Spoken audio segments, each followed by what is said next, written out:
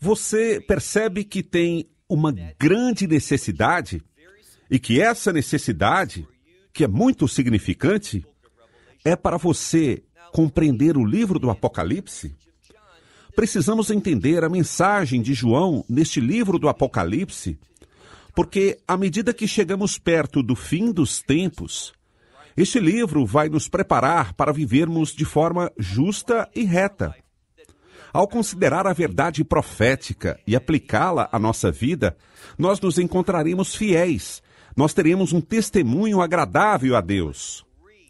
E nós também sabemos que o livro do Apocalipse, quando alguém lê ou escuta esse livro, compreende a mensagem nele estabelecida em sua vida. E então essa pessoa será abençoada.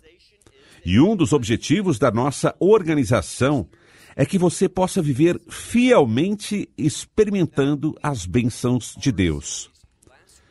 Nós começamos nossa série semana passada, intitulada Curtas do Apocalipse, porque grande parte destes vídeos serão mais curtos e estarão tratando de um trecho ou de uma parte, ao invés de uma passagem bíblica.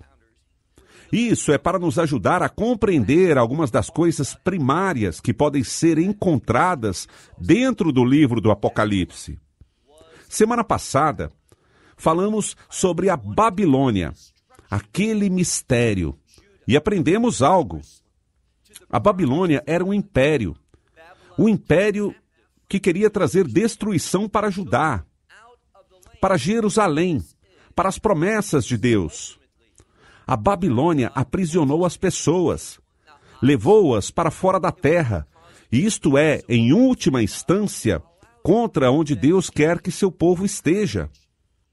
Claro que foi por causa de sua desobediência que Deus permitiu, que ele encorajou Nabucodonosor para vir a Judá.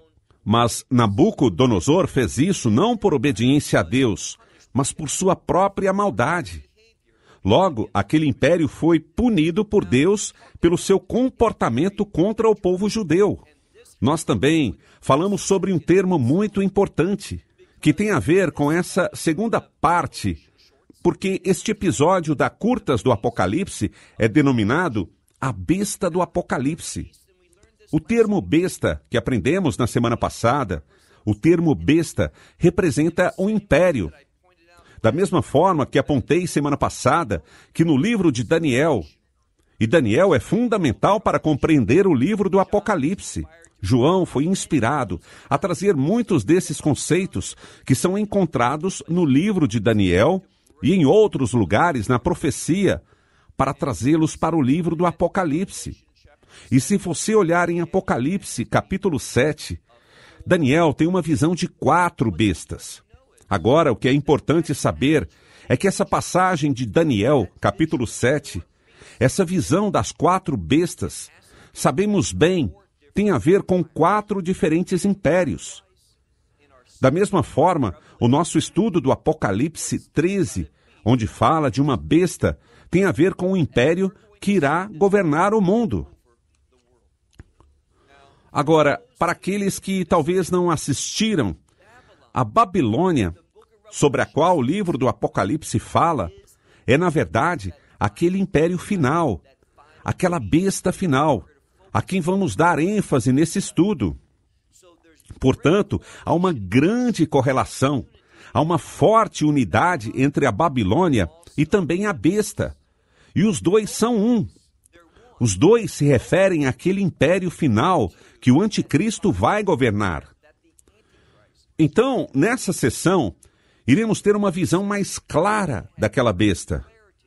O que ela vai fazer e como isso vai afetar o grupo de crentes, aqueles discípulos que ainda estarão vivos nos últimos dias. Se você tem sido levado a acreditar que antes do anticristo atuar e operar, que a comunidade que crê será removida, isso não é bíblico. Eu sei as passagens de onde o povo tira esse pensamento, mas simplesmente isso não é preciso. Dê uma olhada em Apocalipse capítulo 13. Vamos ver uma apresentação precisa do que o texto diz na primeira metade dos primeiros 9 versículos de Apocalipse 13. Eu te convido a seguir na sua Bíblia com atenção. E espero que ela tenha uma tradução muito literal, de forma que você possa ver o texto real e sua cuidadosa tradução. Eu vou traduzir. Estou com a minha Bíblia em mãos e Textus Receptus, que é em grego, e vou olhar o que diz no grego e traduzir da forma mais literal possível. Vamos começar em Apocalipse, capítulo 13, versículo 1. Nós vemos João na conclusão do capítulo 12. Ele está lá, em pé, na areia, que é no litoral, na praia, olhando para o mar. E observe o que diz o capítulo 1. E eu vi uma besta que saía do mar. Essa besta é baseada em Daniel, capítulo 7, e em outras passagens proféticas. A besta, nessa escritura, representa um império. E há algo muito significante que diz que esta besta, sobre quem saberemos mais coisas, está saindo do mar. Também, biblicamente, profeticamente, um mar nunca está em repouso. Está sempre se movimentando. Desse modo, o mar representa desordem, instabilidade, um tipo de caos que não está refletindo a ordem de Deus. Sendo assim, será um período de desordem, um tempo de instabilidade em que este império final vai se manifestar. Outra coisa que sabemos no livro do Apocalipse, quando chegarmos na Nova Jerusalém, aquela expressão final do reinado de Deus, perceba que a Escritura diz que não haverá mais mar. O que isso significa? No reino de Deus não haverá nada que esteja fora de ordem, que seja instável, que seja caótico. Tudo será perfeito. Tudo será de acordo com a vontade de Deus. Uma vez mais, João está falando e ele diz: e eu vi subir do mar. Então, esse império será manifestado num império de grande instabilidade. E essa besta, continua o texto, 7 cabeças. Tem 7 cabeças e 10 chifres. Vamos ver depois no livro do Apocalipse, especificamente no capítulo 7, que esses chifres representam reis. Reis que são parte de uma aliança que se unirá sob a liderança deste império. Já o número 10 pode se referir a um número de totalidade, de um conjunto. Então, embora haja 10, ele pode estar falando sobre o mundo na sua totalidade. Mais uma vez, vamos ler no meio do versículo 1. Tendo 7 cabeças e 10 chifres, e por cima de seus chifres, 10 diademas. Quanto ao diadema, é exatamente como é apresentado em grego, de onde vem a palavra coroa em inglês. Palavra cujo som se parece muito, e que significa uma coroa real. Não apenas uma coroa de vitória, uma coroa de realização, uma coroa de poder, mas uma coroa de autoridade, como um rei teria. Então, um diadema é um símbolo real, uma coroa de realeza, um símbolo de reinado. E também diz sobre seus nomes. Vemos aqui, havia nomes de blasfêmias.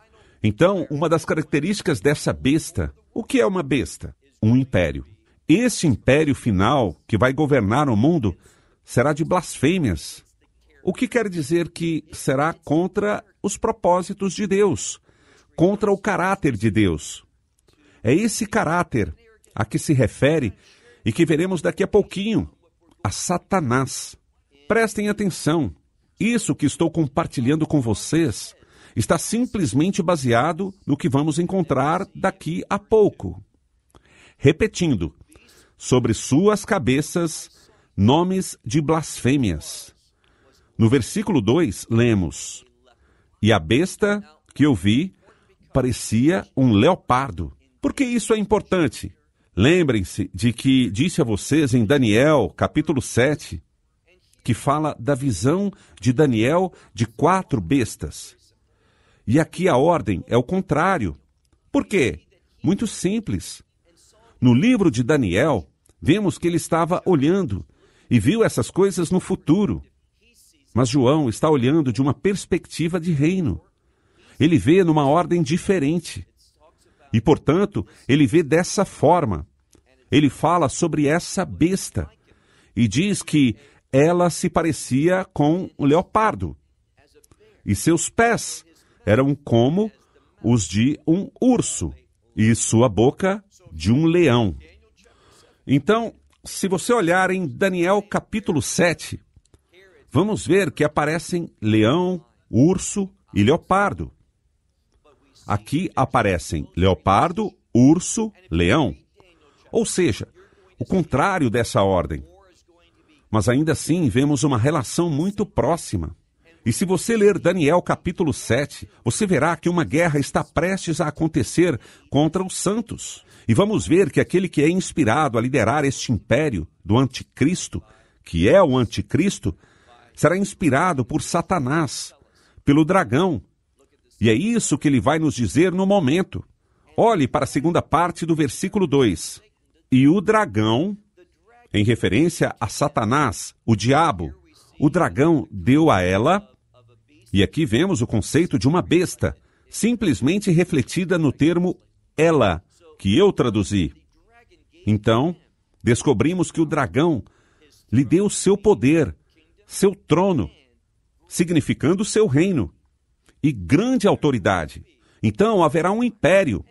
E se olharmos apenas para os textos, faz sentido que a besta é um império, pois vai de acordo com o que Daniel nos diz sobre esses impérios. E nós estamos vendo todos esses impérios no passado. Eles vão se manifestar uma vez mais numa aliança, numa confederação, e vão, uma vez mais, ficar contra os propósitos de Deus. Agora, vou dizer, e acredito que já mencionei isso em nosso primeiro episódio, que nós temos uma descrição muito maior dessa besta no Apocalipse capítulo 17. Nós não vamos olhar lá, mas fala sobre 5 de suas cabeças. Lembra-se, ela tem 7 cabeças. 5 delas já caíram, não existem mais.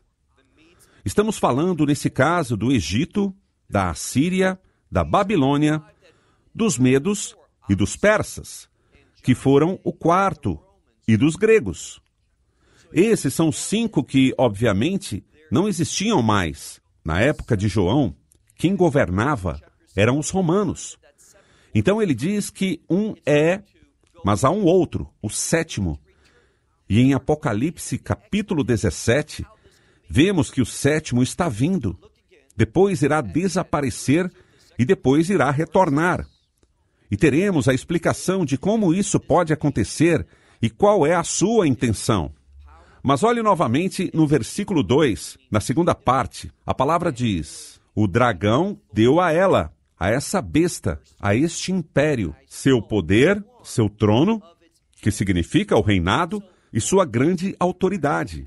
No versículo 3, e eu vi uma de suas cabeças. Por isso, um desses impérios, e eu sugiro a você que seja o 7º, aquele que encontramos em Apocalipse 17, onde diz que há 7, é o 7º que tem algo. Versículo 3, e eu vi uma de suas cabeças como ferida de morte, mas o ferimento mortal foi curado. Agora, preste atenção a essa informação. Algumas escrituras dizem, embora ela parecesse mortalmente ferida, é muito imprópria essa adição ao texto. O que ela nos diz é que uma das suas cabeças será ferida, e que ela será ferida até a morte. Ou seja, vai morrer. Mas haverá uma cura. Haverá uma manifestação desse império uma vez mais. Isso está claramente explicado. Não é uma interpretação. Está claramente explicado em Apocalipse capítulo 7, que diz que essa besta tinha 7 cabeças, como diz aqui, e também 10 chifres. O enfoque é nas cabeças. E vemos que o texto diz que 5 já caíram, e que uma é, e que uma outra será. E nos diz que a 7ª, a que será, é também a 8ª, pois ela reaparece, ela volta à superfície. E é exatamente isso que a Escritura está nos dizendo aqui. Ela foi derrotada, teve um ferimento fatal. Não um que parece ser, mas diz aqui, como ferida de morte. É o que diz aqui, literalmente. E o ferimento de sua morte, uma vez mais, morto, é uma falsa ressurreição. Aqui diz que aquele ferimento mortal foi curado. E o que aconteceu? Por causa desta cura, e compreendemos que está ressurgindo a sua manifestação uma vez mais. Por causa disso, toda a terra se maravilhou após a besta. E alguns colocam uma palavra a mais. Seguiram a besta. É verdade. Mas foi essa maravilha, esse milagre, essa surpresa baseada na cura, que fez este império ressurgir, que causou grande espanto. E como então entender isso? Esse grande espanto foi chocante para o povo que este império ressurgiu. Então temos que nos perguntar, que império pode ser esse? Bem, foi o 7º. E também ele desapareceu e vai ressurgir novamente no último dia, tendo o que era uma ferida fatal curada.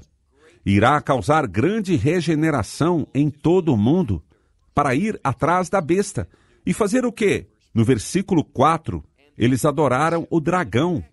Ou seja, tem a besta, tem o anticristo, que é o líder desse império. Lembra que a besta é um império? É o mesmo de quem estamos falando.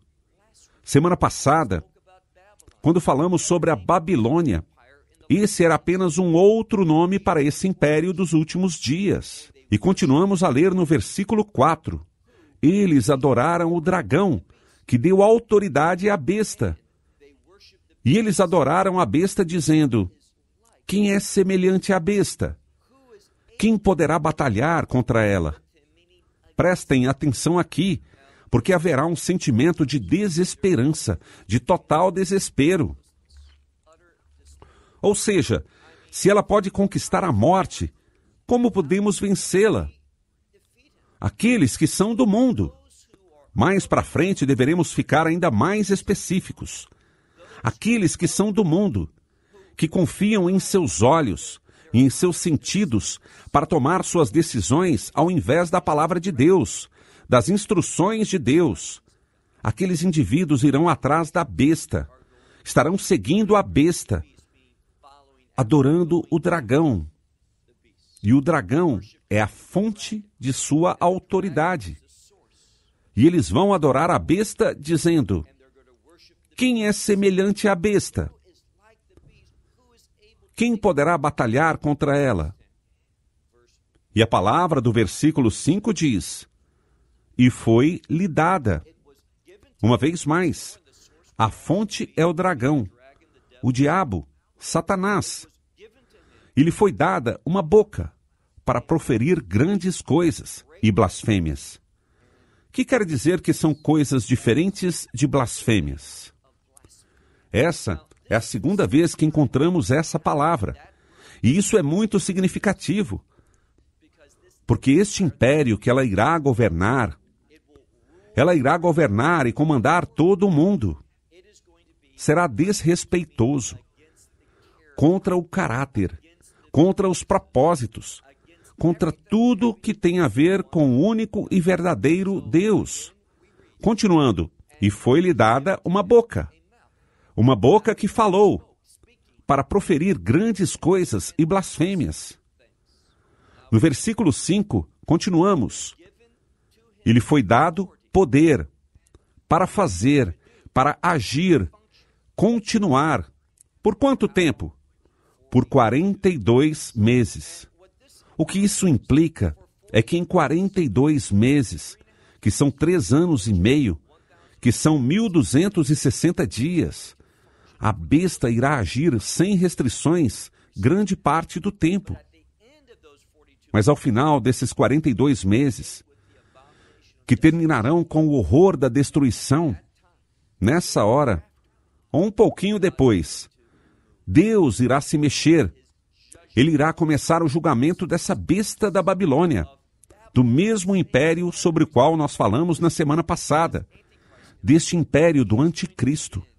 Assim, depois de 42 meses, ele vai começar a levar a besta, este império, à destruição.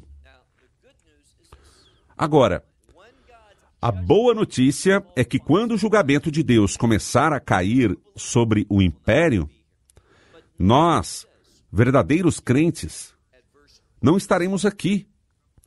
Mas perceba o que diz em Apocalipse capítulo 13, versículo 6. Ela abriu a boca em blasfêmias. E essa é a terceira vez. Ela abriu sua boca em blasfêmias contra Deus, para blasfemar do quê? Do seu nome. Veja, nós já sabemos que nome quer dizer o mesmo que caráter. Ela está então blasfemando do caráter de Deus. Ela é contra a santidade, a retidão, a misericórdia, a graça, a verdade.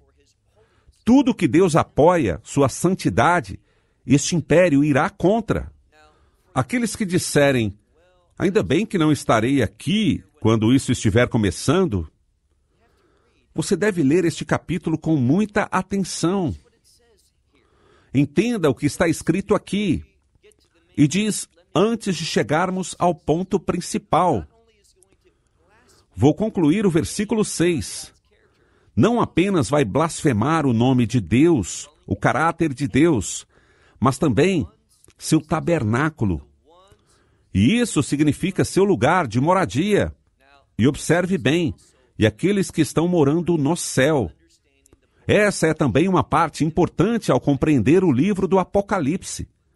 No livro do Apocalipse fala-se sobre 2 pessoas, e há muitas denominações diferentes para esses 2 grupos de pessoas. Mas para nosso objetivo aqui e agora, o livro fala sobre aqueles que moram no céu e aqueles que moram na terra. O que isso quer dizer? Aqueles que moram no céu não necessariamente significa onde eles se localizam. Para a grande maioria, o livro do Apocalipse tem a ver com aqueles que estão vivos na terra. Há algumas exceções, algumas perspectivas, mas para a grande maioria, aqueles que estão na terra. Então, aqueles que moram no céu, eles ainda estão na terra. Está apenas falando sobre sua nacionalidade, seu comprometimento, sua lealdade, que é com o céu. É onde eles pertencem, é onde eles representam. É quem eles representam, o reino do céu. Então, ela é contra, ela blasfema contra aqueles indivíduos. E perceba o que está escrito no versículo 7. E foi-lhe permitido fazer guerra aos santos. Podemos ver antes desse versículo que foi-lhe dado permissão para fazer algo. Era para fazer guerra. Para fazer guerra. Isto é o que ela está prestes a fazer. Fazer guerra contra os santos. Mas quem são os santos? Bem, seria dessa vez a Israel que não foi resgatada? Não, não é. São os que acreditam, os crentes. E tem uma pequena dica dentro do texto, no último versículo, de que em breve iremos tratar, que confirma isso. Olhemos uma vez mais para o versículo 7. foi-lhe permitido fazer guerra. E a palavra guerra vem no início dessa frase para enfatizar, pois este é seu caráter. Ela é uma instigadora de guerra. E assim fala, foi-lhe permitido fazer guerra aos santos. E não perca essa parte, e vencê-los. É muito importante. E da mesma forma que o Messias foi para a cruz e morreu, do ponto de vista terreno, o mundo entendeu por alguns dias que ele havia sido derrotado, que ele foi dominado, mas houve a ressurreição que mudou tudo, uma verdadeira manifestação da vitória da ressurreição sobre o pecado e a morte. Da mesma forma, ele nos diz para pegar nossas cruzes e segui-lo. Muitos ainda serão derrotados pelo inimigo, o que simplesmente quer dizer que eles irão morrer. Eles vão perder sua vida, mas está tudo bem. Está tudo bem perder sua vida para a retidão, para a fidelidade, para combater as coisas que são desrespeitosas. Deus quer que nós estejamos em guerra contra essas coisas, que sejamos oposição, que sejamos fiéis e continuemos a caminhar com Ele na verdade de Deus. E se morrermos no meio de tudo isso, sem problemas, porque minha esperança não é algo que vou experimentar nesse corpo. Ele irá me dar um novo corpo, e é a ressurreição que me traz ao reino de Deus em sua plenitude. Então, não me aborrece o fato que diz que ela vai entrar em guerra contra os santos e que vai vencê-los. E mais ao final do versículo 7, diz que também lhe foi dado autoridade. E preste atenção a isso, foi-lhe dado autoridade. E essa palavra também significa poder sobre toda a tribo, toda a língua e todo grupo étnico, o que significa todo grupo de povos. E alguns aqui dizem nações. Este é o versículo. Muitas vezes, as pessoas vêm até mim e dizem que em nenhum lugar está escrito que o anticristo irá governar o mundo. Bem, isso é exatamente o que esse versículo diz, que este império irá governar cada tribo, cada língua e cada nação. Já o versículo 8 diz, e todos os que habitam sobre a terra. Esse é o segundo grupo. O primeiro grupo é daqueles que moram no céu. E lembre-se, não tem nada a ver com onde eles se localizam fisicamente. Está falando aqui sobre as pessoas que estão fisicamente localizadas na terra. Mas onde é a sua morada? Onde é a sua casa? Nossa casa é no reino de Deus. Pertencemos ao Deus do céu. Esta é nossa nacionalidade. Todos são aliens, forasteiros neste mundo. São essas as pessoas contra quem ela vai guerrear. Mas ao ler o versículo 8, e todos os que habitam sobre a terra, o que eles irão fazer? Eles irão adorá-la. Aqueles que estão morando na terra, ou esses cujos nomes não estão escritos no livro da vida do Cordeiro. Então, aqueles que não irão adorá-la são aqueles cujos nomes estão escritos no livro da vida do Cordeiro. Aqueles que moram na terra, eles pertencem a esse mundo. Seus nomes não foram escritos no livro da vida do Cordeiro. E veja agora algo que diz sobre o Cordeiro. E é muito importante que percebamos o termo Cordeiro, que é dominante em toda a extensão do livro do Apocalipse, que se refere ao Messias, porque Cordeiro se refere à Páscoa, e a Páscoa se relaciona à redenção. Então, quando se fala sobre o livro da vida, é a vida que alguém tem na terra que resgata o sangue do Cordeiro. De novo, versículo 8. E todos os que habitam sobre a terra, esses cujos nomes não estão escritos no livro da vida do Cordeiro. Eles irão adorar esta besta. E ao se falar sobre o Cordeiro, concluindo o versículo 8, que fala sobre o Cordeiro, que foi morto desde a fundação do mundo. Deus sempre teve o plano de redenção para criar um povo para si. E a única forma que você pode ser do povo de Deus é se você experimentar a redenção. E é justamente essa redenção que faz seu nome ser escrito no livro da vida do Cordeiro. Somente através deste trabalho de redenção, de seu derramamento de sangue, que você pode se tornar alguém que é cidadão do céu. um cidadão do reino de Deus. No versículo 9, agora, ouça o que dizem as últimas palavras. Se alguém tem ouvidos, ouça. Qual o significado deste versículo justamente aqui? Por quê? Essa expressão, se alguém tem ouvidos, ouça. Isso foi dito em Apocalipse, capítulo 2 e capítulo 3. Aquelas 7 mensagens, aquelas 7 congregações exiladas. Foi dito ao final de cada uma dessas 7 cartas, dessas 7 epístolas, para aquelas 7 igrejas da Ásia Menor, que conclui ao dizer que, se alguém tem ouvidos, ouça o que o Espírito diz. Isso é simplesmente uma declaração semelhante àquela para nos ensinar que isso tem relevância. Para quem? O que estamos aprendendo tem importância para o grupo de crentes, para a congregação dos que foram resgatados, para aqueles cuja nacionalidade está no céu. Em outras palavras, a eclésia, a igreja. Concluindo, aqueles que fazem parte da congregação dos resgatados, estes têm seus nomes escritos no livro da vida do Cordeiro, e eles não se submeterão ao anticristo, ao seu império. Eles irão resistir, e eles irão falar contra e agir contra este império do anticristo.